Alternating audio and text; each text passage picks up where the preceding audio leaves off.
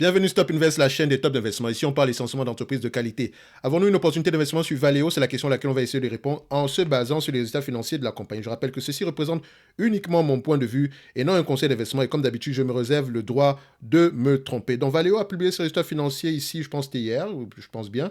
Et voilà, si vous vous rappelez bien, on a déjà parlé de cette compagnie ici il y a quelques mois. D'accord? Donc, la vidéo est disponible ici sur la chaîne. Donc, je vous laisse aller voir ça ici. Donc, en allant sur Top Invest, vous allez pouvoir trouver la vidéo en question. Donc, on peut également le faire comme ça. Donc, si je clique ici, voilà, et on va faire la recherche sur Valeo. Je peux mettre ici directement Top Invest, voilà, et ça nous donne quoi?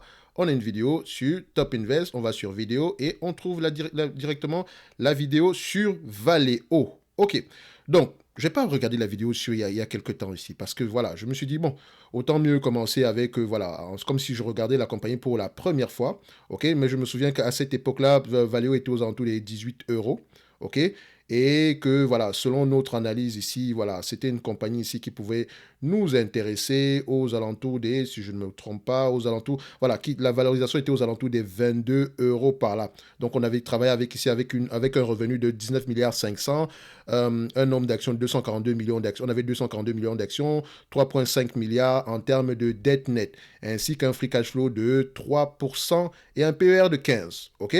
Donc, on va arriver ici. Alors, au niveau de la valorisation de cette compagnie, pas valorisation, on va déjà commencer par lire cet article-ci, excusez-moi.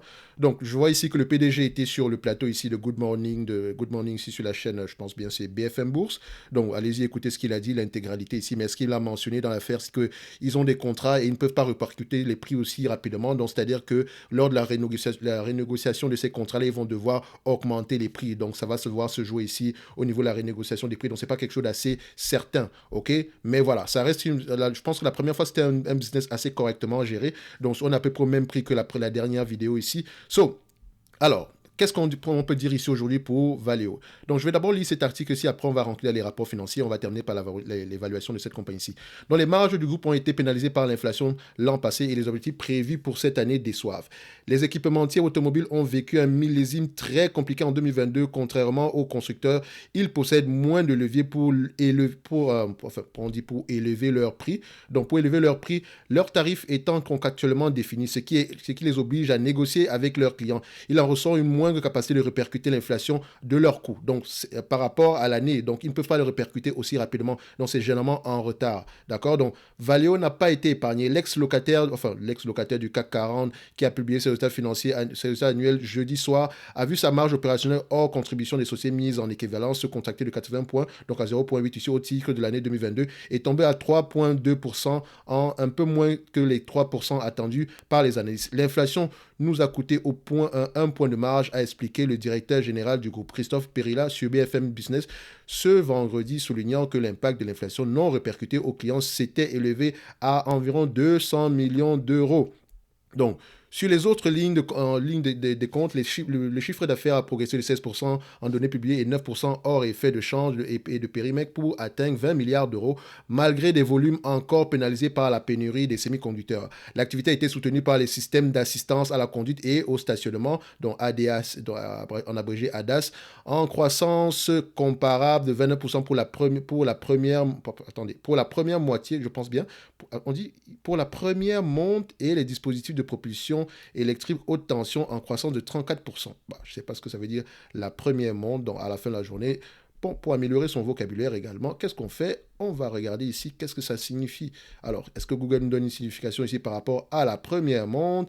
Ça veut dire quoi? La première monte ici, éléments véhicules motorisés qui viendront équiper les véhicules vendus neufs par construction, mais dont fabrication. Bon, bref, je pense qu'il y a une définition pour ce que ça veut, pour la signification de la première monte. Semble-t-il que c'est peut-être un terme ici dans le secteur de l'automobile. Donc, on dit ici que la première monte, industrie, éléments de véhicules motorisés qui viendront équiper les véhicules vendus neufs par un constructeur, mais dont la fabrication est déléguée par le constructeur à un autre équipementier. Ok, donc ça s'applique bien à Valeo parce que c'est un équipementier. Ok, donc c'est un terme ici qui est typiquement lié ici au secteur de l'automobile. C'est une bonne chose. En tout cas, je pense en majorité de toutes les façons, c'est ce que je lis ici. D'accord? Donc, voilà. On continue. Le bénéfice net a progressé de 31% sur un an à 230 millions d'euros. La bonne nouvelle de la publication vient surtout de la génération de trésorerie qui, à 388 millions d'euros, a dépassé le consensus de 17%. Pour les exercices en cours, Valeo anticipe un chiffre d'affaires en croissance avec un montant attendu entre 22 et 23 milliards d'euros. Ça, c'est le chiffre d'affaires et une marge opérationnelle située entre 3,2% et 4%, ainsi qu'un flux de trésorerie supérieur à 320 millions d'euros donc pour le chiffre en croissance, donc pour l'exercice en cours. Donc, vers un premier trimestre moins porteur que le second. Donc, de quoi laisser le marché sur sa faim? Comme le souligne Stifel, les analystes tablaient jusqu'à présent pour 2023 sur un flux de trésorerie de 440 millions. Ils ont dit ici 440 millions, où est-ce qu'on est, voilà. Donc 440 millions d'euros et une marge opérationnelle de 4%, soit le taux de la fourchette du groupe, soit le haut de la fourchette du groupe, d'accord? Donc, et le marché, lui, attendait à peu près encore plus. Donc le titre avait connu un rallye récemment, car certains analystes optimistes poussaient pour expliquer que le groupe pourrait atteindre une marge opérationnelle de 4% et de 4,5% cette année, et dont les perspectives déçoivent. Donc, les perspectives déçoivent, mais il faut également se dire que nous sommes dans un environnement assez compliqué. Même si le secteur automobile ici semble avoir des marges très élevées, eux, ils ont un pricing power. Parce que ça, c'est un équipementier. Donc, les contrats sont déjà ficelés en avance pour permettre aux entreprises manufacturières, aussi dans les entreprises comme les Stellantis, de pouvoir avoir à peu près une visibilité sur les équipements ici nécessaires pour la fabrication de leurs véhicules. OK? Donc, en période d'inflation ici, les entreprises qui peuvent s'adapter en conséquence, ce sont les vendeurs de véhicules, d'accord? Dans les entreprises ce sont les entreprises comme Stellantis et non les équipementiers. Les équipementiers, généralement, s'ajustent en conséquence quand il y a une renégociation des contrats, ok? Donc, c'est quelque chose ici qui est à peu près prévisible dès le début, ok? Donc, l'avis des analystes ici, je pense que c'est peut-être la conclusion qu'on tire ici, mais je pense que c'est un peu plus profond que ça. Il y a de fortes chances que ce soit le cas. Donc, on a uniquement ici le résumé de ce qui a pu être dit ici, donc sans prendre en considération les particularités du document en question. Donc, vous n'aurez pas accès à ce document-là parce qu'il est généralement disponible uniquement ici pour les institutionnels, etc. OK? Donc, ça, c'est le commentaire, par exemple, par rapport à ce qu'un analyste de Stifel a dit, mais si on n'a pas l'information, on n'a pas tout le document en question, on peut toujours le prendre uniquement avec des pincettes comme d'habitude. Par ailleurs, le groupe indique s'attendre à ce que sa performance soit significativement meilleure au second semestre qu'au premier, donc ce qui constitue un important risque vu les instituts actuels pointent aussi cet intermédiaire financier. À la Bourse de Paris, le marché ascensionne, bon ça c'est pas important. Donc on a perdu 8% à 14h40, c'est pas important. Donc ici, l'année 2023 va peut-être, voilà, en période d'inflation, comme je dis toujours, ça va être compliqué. D'accord? Mais ça ne veut pas dire que l'entreprise va mourir. Il ne faut pas penser également que l'inflation va durer 400 ans. Ça reste une compagnie cyclique ici. Donc, ça veut dire qu'ici, en achetant cette compagnie-ci, il faut à peu près prendre des multiples très peu élevés. Donc, en parlant de multiples ici, je suis allé dans les rapports financiers un tout petit peu parce que, en comparant les free cash flow ici avec les net income, d'accord, parce que je voulais effectuer l'évaluation ici, je me suis rendu compte d'une chose, c'est que les net income ici, j'ai l'impression qu'ils ont tendance à être plus élevés. Donc, on dit ici flux net de trésorerie sur opération d'investissement. Alors, sauf si parce qu'on dit ici, attendez, les free cash flow sont plus élevés sur ce logiciel-ci, d'accord? Quand vous prenez en considération le logiciel qu'on appelle Coifin. Donc, quand vous allez comparer les free cash flow et les net income, qu'est-ce que vous allez obtenir? On prend ça, je mets les net income ici en yearly, d'accord? Donc, on prend ça, on les compare. OK, on les met, c'est sur le même graphique déjà. Donc, on voit ici que les free cash flow sont généralement plus élevés. Donc, on peut également le mettre ici en... Voilà. OK. Donc, vous voyez que généralement, la ligne en vert, les free cash flow ont l'habitude d'être élevés. Mais les free cash flow ici sont impactés par quoi? Les bénéfices opérationnels, d'accord? Donc, operating cash flow, les cash flow opérationnels, moins la dépense en capital tangible. Or, dans les rapports financiers de cette compagnie, vous constatez une chose. Acquisition d'immobilisation incorporelle, 600.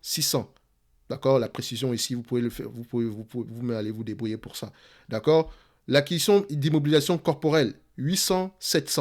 Les deux réunis ici, ça fait à peu près 1,3 milliard.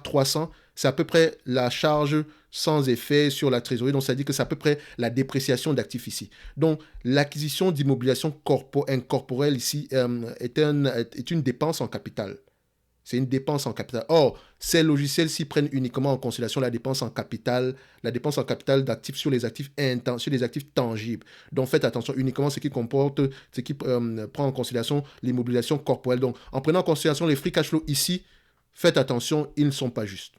D'accord? En réalité, la véritable rentabilité de cette compagnie-ci dépend essentiellement des net income.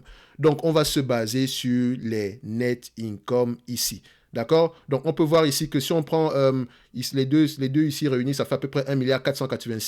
Donc, c'est à peu près, enfin, 1,482 milliard, c'est à peu près la dépréciation ici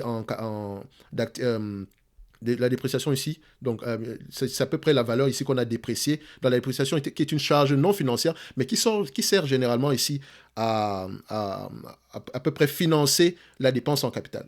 Ok, donc c'est pour ça parfois que vous pouvez avoir des free cash flow qui sont différents des net income parce que parfois il y a des entreprises qui déprécient plus qu'ils en ont besoin pour la dépense en capital. Ok, donc ici, vous constatez une chose, c'est que voilà, les net income, on aura tendance à voir le même chiffre ici. Donc les net income, les résultats nets ici aura tendance à représenter ici la véritable rentabilité du business. Ok?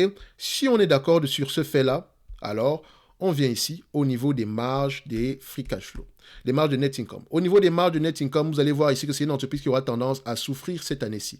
Ok? Donc, vous constatez ici qu'elle souffre même depuis 2018. On a des marges en berne. D'accord? On a eu une perte en 2020 ici. D'accord? Et là, on essaye de... Enfin, quand on dit 2020, on repart sur les rapports financiers. Si on essaie de regarder... Bon, je n'ai pas l'information par rapport à 2020. Donc, si je veux l'information par rapport à 2020, je dois prendre les rapports financiers ici de 2021. OK? Mais ça ne change pas grand-chose ici. Donc, on voit qu'on a quand même eu une perte. Donc, il faut faire attention. C'est un business qui n'a pas des marges assez élevées. Donc, attention, attention, attention.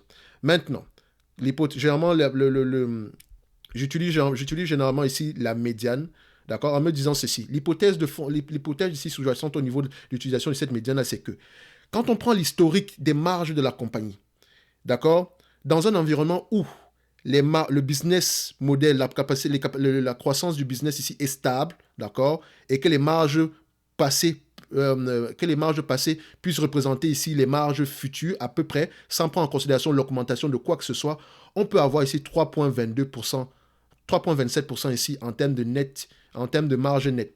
D'accord? 3,22%. Mais attention, regardez cette période-ci. Entre 2001 et à peu près 2009, donc 8 ans, on a eu des marges aux alentours de 1,55%. D'accord? 1,55%. Je peux le faire ici en moins 1, donc on peut le mettre ici, je peux mettre la médiane, moins 1 standard deviation. Non, c'est pas ça, ça va pas donner ça. Moins 1, ça ne sera pas bien. Est-ce qu'il me donne l'information ici? Non, attendez. Moins 1, bon, c'est pas grave non plus. Pourquoi je vais quand même le laisser comme ça? Donc, si je prends sur les 10 dernières... Non, ça ne va pas me donner une bonne information. Il ne faut pas qu'on le prenne ici. Donc, on va le mettre, on va l'enlever ici. Voilà, ça ne sert à rien. OK. Donc, regardez. Sur les 20 dernières années, on a 3,27%. Mais c'est sur les 20 dernières années. D'accord? Donc, sur les 10 dernières années, donc depuis 2012 à peu près, on a à peu près 3,31%. Mais depuis 2018, on a des bénéfices nets en berne, d'accord, par rapport à la moyenne ici. Qu'est-ce qui s'est passé? On peut comprendre ici que la pandémie a joué énormément ici, l'inflation, etc. Donc ça, c'est la période assez difficile pour cette compagnie-ci. Combien de temps ça va durer? Je ne sais pas. C'est la raison pour laquelle, si on sous-entend que, OK, l'entreprise a les capacités de se relever ici, revenir à des marges ici de 3,27%, je prendrai 3%, je ne me casse pas la tête. Si vous voulez la précision, allez-y, d'accord? Donc je prendrai 3%. Également, il faut suivre le document stratégique qu'ils ont donné ici pour voir l'objectif des marges ici à long terme, OK? Je prendrai des marges de 3%, OK? Le revenu en question ici attendu pour l'année prochaine, et il ne faut pas vous tromper, s'il y a une baisse ici de régime au niveau du secteur automobile, il y aura une baisse ici du régime au niveau des marges, au niveau des revenus attendus. D'accord? Donc on a 22 milliards ici, je regarde ici en année N+3, si on attend à peu près une certaine croissance, ça va me dire à peu près, est-ce que l'entreprise est à peu près stable? Il y a de fortes chances que les analystes soient à peu près confiants au niveau de la stabilité du business à long terme, enfin sur les 3 prochaines années, c'est correct. Donc on est ici à un niveau de 22 milliards. OK? On prend les 22 milliards, on les met là. D'accord? D'accord, on met ici 22 milliards, c'est 22 milliards et 22 milliards 140, je vais mettre 22 milliards, enfin, ici, ou 22 milliards 900, donc je vais juste mettre ça ici. De toute façon, ça peut changer, donc faites attention. On va mettre 22 milliards. On va se limiter à ça. D'accord? Donc, ça ne concerne pas cette entreprise. On ferme ça. Donc, je prendrai l'entreprise à 15 fois les bénéfices. OK? Donc, en free cash flow ici, moyen, je prendrai 3%. Comme je l'ai dit, nombre d'actions, c'est ce qui nous intéresse ici. Donc, le nombre d'actions, je ne suis pas allé vérifier dans les rapports financiers. Je peux également le faire présentement, mais pour gagner en temps, on va prendre ce qui est indiqué ici, donc 248.4, d'accord? Donc, on va mettre ici, nombre d'actions, 248.4. OK, on peut également vérifier ici, le nombre d'actions augmente ou diminue. On a une augmentation ici, donc ce n'est pas bien. Peut-être également, c'est parce que l'entreprise a fait quelques acquisitions ici, donc elle s'est financée en émettant de nouvelles actions. Maintenant, en termes de dette nette, quel est le niveau de dette nette ici? Je vais rentrer dans les rapports financiers ici parce que la dette ici peut être, on peut avoir des problèmes au niveau de la dette nette. Donc, je fais CTRL F, je cherche ici dette. Alors, ici, endettement financier net, on est à peu près à 4 milliards. OK, tout est dans les rapports financiers, 4 milliards. Je mets 4 milliards ici, 4 billions. OK, qualité dividende, on va y revenir. PER moyen, je ne paierai pas plus de 15 fois les bénéfices pour cette compagnie ici. OK? Donc, avec la dette, bien sûr. Minimum 10 fois les bénéfices. Donc, je prendrai 10 et 15. Donc, 10 ici et 15. OK. Donc, on a tous les éléments nécessaires ici pour effectuer l'évaluation de la compagnie. 22 milliards attendus en 2023, d'accord? Tout en sachant qu'on aurait une possibilité de croissance également à long terme, d'accord? 3% de marge bénéficiaire, même si on a plus que ça. Nombre d'actions, 248 millions ici. Donc, quand on dit 3% de marge bénéficiaire, même si on a plus que ça sur une moyenne de 20 ans ici et sur 10 ans, mais attention, sur les dernières années, depuis 2018, on a quelque chose de moins élevé. Donc, il faut faire attention. Le nombre la dette nette ici, 4 milliards et les PER 10 et 15, OK? Je rappelle ici que si vous voulez également qu'on analyse de manière quantitative vos entreprises, ainsi que si vous voulez également recevoir chaque mois deux notes d'analyse ici selon moi par rapport aux entreprises qui sont sous-évaluées essentiellement sur le secteur nord-américain ici. Donc, je vous encourage à vous inscrire massivement sur le service Top Premium. Et sur la Top Newsletter, vous recevez ici des analyses sectorielles. Dernièrement, on a envoyé, même pas dernièrement, aujourd'hui, vous avez reçu l'analyse sectorielle ici du secteur ici pétrolier. Et quand je parle du secteur des producteurs de pétrole, je parle des entreprises verticalement intégrées. Donc, ça concerne plus, c'est peut-être quelque chose que je n'ai pas précisé, parce que dans le secteur pétrolier, il faut faire attention. Une entreprise qui produit, une entreprise qui transporte et une entreprise qui détaille, ça peut être 3 types d'entreprises différentes. Et les verticalement intégrés, ce sont les majors généralement. Donc, la note que j'ai envoyée concerne essentiellement les majors et un tout petit peu les raffineurs, d'accord? On a à peu près vous savez à peu près ce qu'on a raconté dessus, donc je vous laisse aller lire ça. Donc, vous vous dites ici que si je dois investir dans le secteur pétrolier, faites attention au prix actuel. Ça peut être un piège. OK? Faites attention au prix, aux marges actuelles, aux revenus actuels, au PER actuel, parce qu'il y a de fortes chances que ce ne soit pas durable. OK? Donc, ça peut également avoir un impact sur le secteur de l'automobile ici. Bref, ça vous donne une idée générale et dans le service Top Premium, c'est totalement gratuit. D'accord? Dans la Top Newsletter, dans le service, dans la Top Newsletter, c'est gratuit. Dans le Top Premium ici, d'accord? Vous recevez la même chose que dans la Top Newsletter. En supplément de ça, vous pouvez demander des analyses quantitatives comme celle-ci et également ici des notes d'analyse selon moi pour les entreprises qui sont sous-évaluées. Ça ne veut pas dire que je vous promets un quelconque rendement ou bien vous achetez l'entreprise que je vous ai demandé, enfin, que vous ai présenté ce mois-ci sans lire les rapports financiers. Non, non, non, non, non, non. On lit les rapports financiers et on discute. D'accord? On discute. OK? Donc, on continue. Maintenant, en termes d'évaluation, qu'est-ce que ça nous donne? 22 milliards. D'accord? 3% de 22 milliards, ça donne combien? 0,03. Nous avons ici 660 millions. D'accord? Je le mets ici, 660 millions. Multiplié par 15 fois les bénéfices. OK? Moins la dette nette aux alentours de 4 milliards. C'est 4 milliards combien? Ouais, 4 milliards. 4 milliards divisé par le nombre d'actions. Nous avons combien? 248,40 divisé par 248,4. Ça donne ici 23,75. 23,75. Sensiblement la même chose qu'on avait précédemment. OK? 23,75. Si on le prend à 10 fois les bénéfices, par exemple, 10 fois les bénéfices, ici, ça va me donner à peu près 200, je vais mettre 249 pour passer rapidement. Ça donne à peu près $26 ici. Donc, de toute façon, c'est à peu près la même chose. Donc, c'est une entreprise ici, je dirais que au mieux, elle pourrait valoir au prix actuel $23,75. Mais attention, vous savez que les marges ici ont été très optimistes. Donc, c'est-à-dire qu'on a pris des marges de 3% alors qu'on ne les a pas présentement. On les avait en moyenne ici, sinon plus que ça. D'accord? Il faut savoir que c'est une entreprise qui va avoir tendance à souffrir ici et elle n'a pas de pricing power aussi évident. D'accord? Donc, ça dépend également ici. Il faut regarder les rapports financiers. Elle dépend de quels clients? Qui sont nos plus gros clients? Et si on a un client qui représente plus de 10% ici de nos revenus ici, sachez que ça devient difficile, c'est difficile de négocier avec quelqu'un qui sait pertinemment que vous dépendez de lui en termes de chiffre d'affaires. Également, les deux business ici peuvent avoir un intéressement ici à collaborer, donc avoir une bonne entente. Donc c'est pas également, ça ne veut pas également dire que on va chercher le clash, etc. Donc les compagnies automobiles gagnent beaucoup d'argent aujourd'hui, donc peut-être qu'elles seront plus enclins ici à lâcher du lest. Il faut également voir que le prix moyen des véhicules automobiles va augmenter.